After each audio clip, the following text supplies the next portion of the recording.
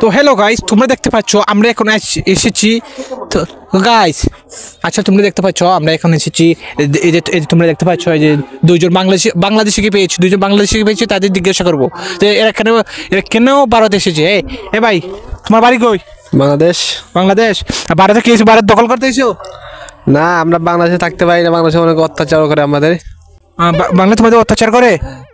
তুমি তো দেখতে লাগে, তুমি তো মুসলিম মানুষ, তুমি কেন এসো ভারত দখল করতে আইছো? দখল করতে না, হিন্দুদের মারতেইছি। মারতেইছো? হ্যাঁ। দেখো গাইস, দেখতে পাচ্ছেন ওরা কেন এসেছে?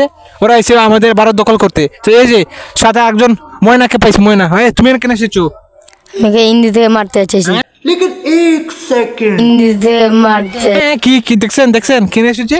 হিন্দি থেকে মারতে। তো গাইস দেখতে পাচ্ছি আমরা এরকম বাচ্চাদেরকেও শেখানো হচ্ছে যে কিভাবে ওরা ভারত দখল করবে।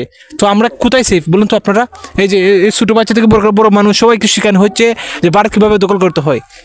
তো আমাদের সাথে থাকবেন, আমি আপনাদের সব সত্য নিউজ দেবো এবং সত্যের পথে চলবো। ওকে, গুড বাই।